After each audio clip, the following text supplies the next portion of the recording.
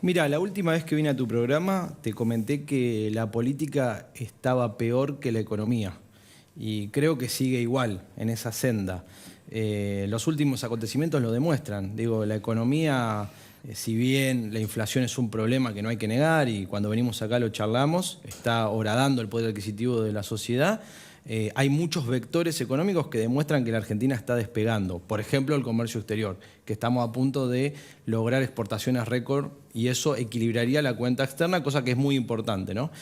Con respecto a lo político, creo que la carta del doctor Feletti es una buena carta.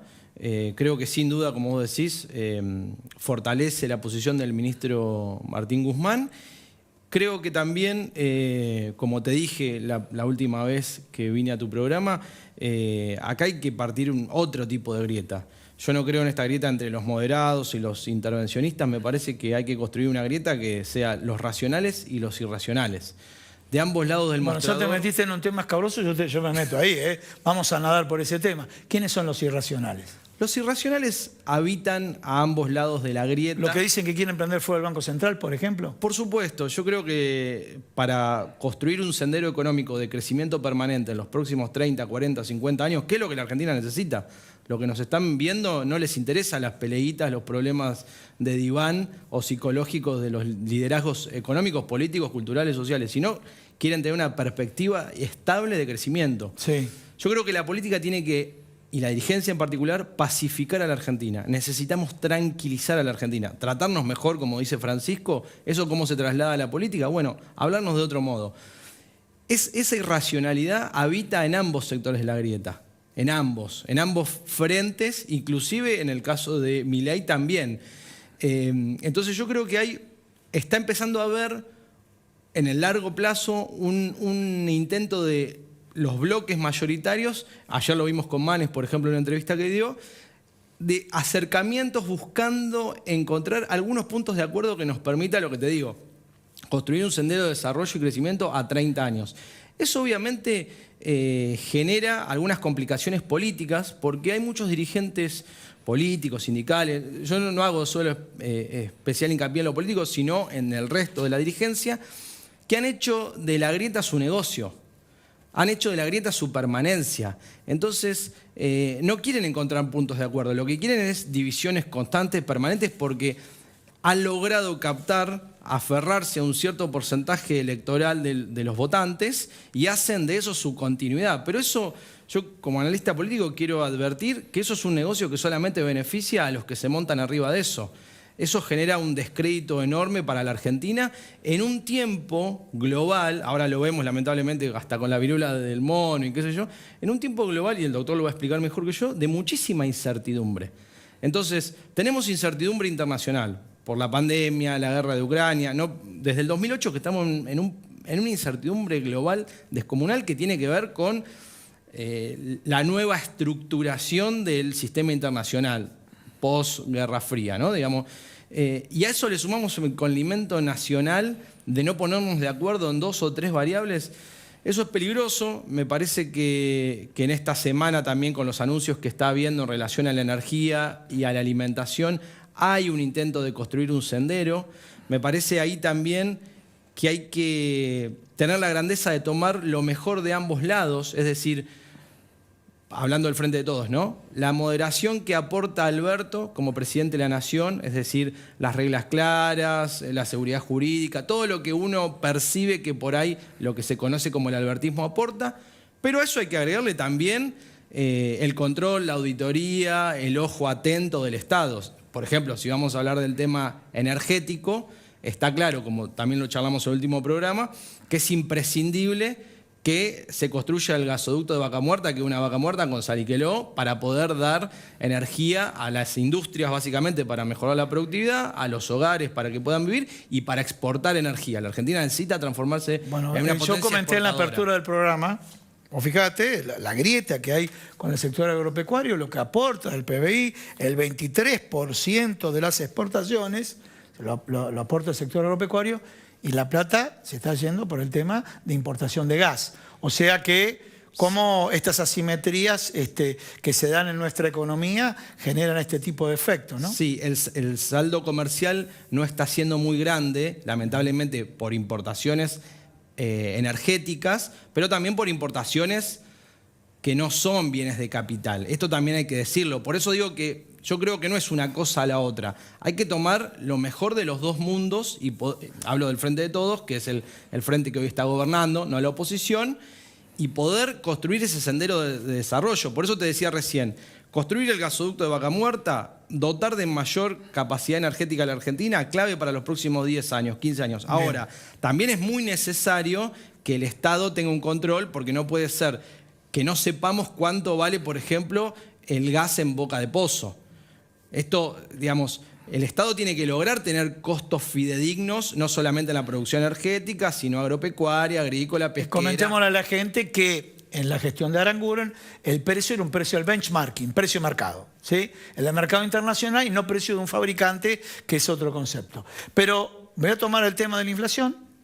¿Cómo ves acá ¿cómo puedo decir? Este año y medio que le queda a Alberto Fernández? Yo diría a partir de la fotografía de mayor empoderamiento a Martín Guzmán, ¿sí? Un Alberto Fernández, bueno, que busca fortalecer su equipo, busca fortalecer su esquema de comunicación política y de alguna manera, desde la oposición, todos los colegas, me refiero en materia económica, si toman la proyección de la inflación del 6,7, Hernán Lacunza, que estuvo sentado en tu lugar, dice, bueno, con esa proyección me da un 100%. Y los que son más oficialistas dicen, bueno, un 60, un 70%. ¿Números qué? En materia de financiamiento de la salud, en materia de financiamiento de pagar los gastos de nuestra casa, siempre que vamos a conseguir una actualización de honorarios, siempre estamos atrás. Bueno, en este esquema, ¿cómo ves el escenario político? Los principales desafíos en esta crisis que tiene Alberto Fernández de acá hasta finalizar su mandato. Bueno, si Hernán Lacunza hace el mismo pronóstico con capacidad de acertar que hizo cuando gobernaba, tenemos el resultado de Eso fue una respuesta política. Eso fue una respuesta. Argentina es... Siempre desde la tribuna es fácil opinar, estoy de acuerdo. Argentina, y ya lo han explicado muchos politólogos, economistas alrededor del mundo, está la economía desarrollada, subdesarrollada, Japón y Argentina. Es un país muy particular, muy particular. Yo recuerdo, siempre me queda la idea esta de Sbaraglia, que decía que en el 2001 se juntaba con sus amigos a comer una pizza en plena crisis en España y los amigos les decían de todos lados del mundo, bueno, ¿cuántas décadas va a tardar Argentina en salir de ese pozo? Y en el 2005... la economía volaba, la sociedad estaba en un auge de consumo, la calle se había tranquilizado y también al otro año la Argentina tiene esa efervescencia que yo creo que es muy positiva a veces y a veces es muy negativa. Para responder tu pregunta, creo que el presidente sigue siendo el presidente de la nación. Argentina y Latinoamérica es un país puramente presidencialista. Es decir, hoy vemos números y todos los conocemos, de encuestas, de imagen, por ahí no tan positivo para parafrasear a un ex vicepresidente, pero sigue siendo el presidente de la Argentina. Tiene el control del Estado, el peronismo gobierna muchísimas provincias, la oposición también tiene una interna muy grande, creo que hay una oposición ahí, a medida que se acerca la posibilidad de ser gobierno, mayor fuerza cobra esa disputa interna. Creo también que empiezan a aparecer voces, lo dije hoy en la introducción, de ambos lados del mostrador, que empiezan a haber peligros de largo plazo de la Argentina, como hablamos también en tu programa, problemas de disolución nacional, problemas de que la política no represente a la sociedad con 40 y pico % de pobres, etc. Y empiezan a aparecer cosas como las que mencionaba recién el doctor. Dos vectores para mí centrales. La primera, lo hablo con algunos dirigentes políticos, empresariales. La Argentina no es el país tan infame que algunos nos plantean, ¿no? El doctor recién lo explicaba en términos de salud, yo creo que pasa en muchas áreas. Defensa, educación, transporte. ¿Eso significa ocultar que tenemos problemas? No, para nada. Los acaba de plantear el doctor en términos de salud. Por eso nosotros hablamos siempre de cuáles son las capacidades nacionales que se han perdido, cuáles deberían volver a construirse. Creo que el escenario es complicado, creo que el escenario es complicado para todo el planeta Tierra, creo que el escenario es complicado para Europa, para Estados Unidos, para China, para todo el sur, es decir, la inflación que está habiendo en energía, que es el gran vector de construcción de la economía global, es importante. Creo, y los analistas más prestigiosos internacionales están advirtiendo un problema en la alimentación, que ya si en el siglo XXI no podemos resolver el tema de la alimentación, imaginémonos cómo pagar medicamentos que decía el doctor de $2 millones, ¿no?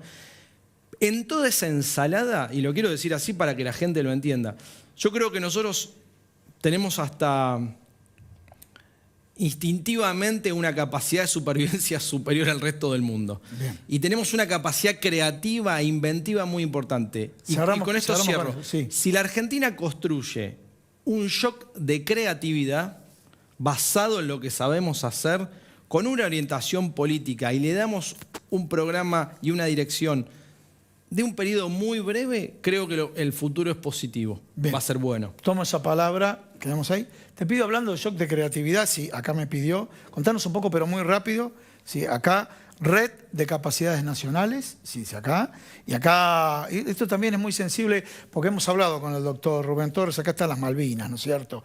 Y acá dice 40 años de la gesta de las Islas Malvinas, Georgia del Sur, Sandwich del Sur. Contanos un poco esta remera, de qué se trata, quién la hace. Muy sencillo, sí. No se ama lo que no se conoce y no se defiende lo que no se conoce.